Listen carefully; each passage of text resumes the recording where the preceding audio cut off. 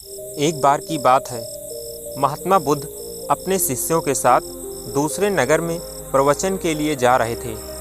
काफ़ी दूर चलने के बाद सभी शिष्य थक गए और वे फिर महात्मा जी से बोले, गुरुजी, यदि आपकी आज्ञा हो तो कुछ देर कहीं रुककर विश्राम कर लें। महात्मा जी बोले, वत्स, कहीं उचित स्थान देखकर हम वहीं विश्राम करेंगे। फिर कुछ देर चलने के बाद उन्हें एक खेत दिखाई दिया। उस खेत पर एक बुजुर्ग और एक छोटा लड़का खेत जोतने का काम कर रहे थे। महात्मा जी ने उस बुजुर्ग से पूछा, हे मान्यवर, हम कुछ देर यहाँ विश्राम कर सकते हैं? तब उस बुजुर्ग ने महात्मा जी को पहचान लिया और हाथ जोड़कर उनको प्रणाम किया और कहा, हे महात्मा जी, ये तो हमारी खुशनसीबी है कि आप हमारे खेत पर पधारे। आप वहाँ उस पेड़ के नीचे विश्राम करें, मैं आपके जलपान का प्रबंध कराता हूँ।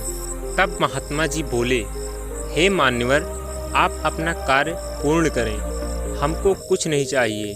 फिर भी वह बुजुर्ग नहीं माने और महात्मा जी को कुछ फल तोड़कर और उन्हें जल देकर वह बुजुर्ग अपने काम में व्यस्त हो गया। तब सभी शिष्यों और महात्मा जी ने फल और जल ग्रहण किया और सभी वहीं विश्राम करने लगे। फिर वह बुजुर्ग निरंतर अपना कार्य करते रहे।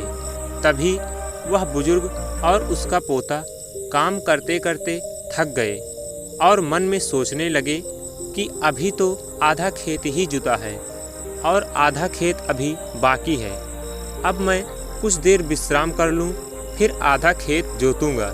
ऐसा सोचकर वह एक पेड़ के नीचे जाकर विश्राम करने लगा।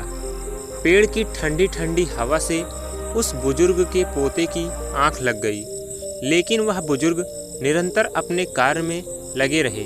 फिर जब उस बुजुर्ग का पोता अपनी नींद से जागा, तब तक उस बुजुर्ग ने सारा खेत जोत लिया। वह नज़ारा महात्मा जी और उनके शिष्यों ने देखा।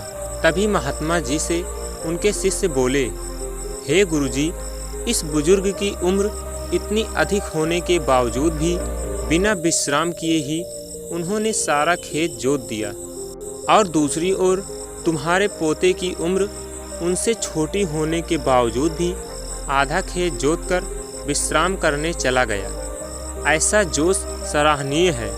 उन बुजुर्ग में ऐसा जोश देखते ही बन रहा है, और वही उनका पोता आलस्य में आकर विश्राम करने चला गया। तभी महात्मा जी बोले, हे वत्स, तुम्हारा कहना उचित है, पर ऐसा इसलिए हुआ क्योंकि उस बुजुर्ग का ध्यान केवल खेत जोतने पर था, न कि शरीर की थकावट पर। वहीं दूसरी ओर उस बालक का ध्यान खेत की जुताई पर न होकर शरीर की थकावट पर था।